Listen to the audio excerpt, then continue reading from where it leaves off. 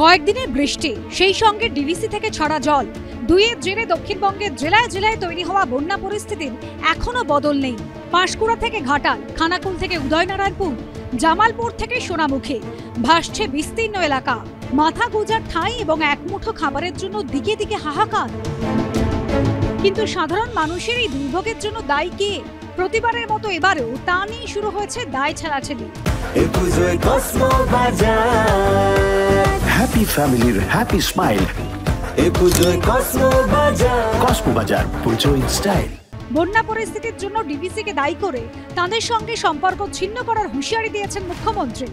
ডিভিসির সাথে অল সম্পর্ক আমি তো কাট আপ করবই, because it is too much, it is too much. পুরো জল ছাড়া বৃষ্টির জন্য এই বন্যা হয়নি।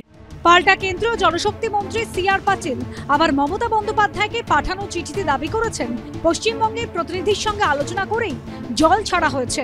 কিন্তু এই দায় ছেড়াছেড়ির মধ্যে আসল প্রশ্নের উত্তর অধরাই। সাধারণ মানুষের ভোগান্তির দায় তাহলে কার? এই বছর জেলায় জেলায় সাধারণ মানুষকে কেন এই যন্ত্রণার মধ্যে দিয়ে যেতে হয়, তার উত্তর খুঁজতেই আমরা পৌঁছে গেছিলাম দুর্গাপুর ব্যারেজে। দুর্গাপুর ব্যারেজের কাছে এই যে ব্যারেজ, তার 100 থেকে 200 মিটারের মধ্যেই নদীর ওপরে এরকম বড় বড় চড়া। প্রত্যেক বছর বর্ষাকালে ডিভিসি জল ছাড়ে মাইথন এবং পাঞ্চের জলাধার থেকে। তার ফলে 3 থেকে 4টি জেলা প্রত্যেক বছর প্লাবিত হয় এবং পরস্পরের বিরুদ্ধে কেন্দ্র এবং রাজ্য তাদের বিরুদ্ধে পরস্পর বিরুদ্ধে অভিযোগ তোলে এই ড্রেজিং নিয়ে, অর্থাৎ পলি তোলা নিয়ে। 1957 সালে দুর্গাপুর ব্যারেজ তৈরি করে ডিভিসি। তার রক্ষণাবেক্ষণের যাবতীয় দায়িত্ব দেওয়া হয় রাজ্য সরকারের সেচ দফতরকে। অভিযোগ, প্রয়োজন মতো পলি সংস্কার না হওয়ায় কমেছে দামোদরের নাব্যতা। ড্রেজিং ঠিক মতো না হওয়ায় কমে গেছে দুর্গাপুর ব্যারেজের জল ধারণ ক্ষমতাও। সমস্ত কেন্দ্রের টাকা এখানকার ইরিগেশনে দেওয়া হয়, ইরিগেশন ডিপার্টমেন্ট সেই তার কাজ সঠিকভাবে করতে পারছেন না, আর দায় চালাচ্ছেন কেন্দ্রের ঘাড়ে। আমরা বারবার আন্দোলন করেছি দুর্গাপুর ব্যারেজ সংস্কারের জন্য, এই সরকার এগিয়ে আসেনি, আর সংস্কারের নাম করে তোলাবাজি করছেন আর দায় কেন্দ্রের ঘাড়ে দিচ্ছেন। 54 সালের পর থেকে আজ প্রায় 70 বছর, তো এই যে ওর যে নব্যতা কমছে এবং ভারত সরকারের এটা মেনটেন করার কথা, তো সেই ডিভিসি আজ অব্দি ড্রেজিং করেনি। যে জল ধরার ক্ষমতা ছিল তা তো অনেক কমে গেছে। আমার তো এখন সন্দেহ হচ্ছে যে এটা রাজনৈতিক কারণে এখন যেন এর তীব্রতা বেড়েছে।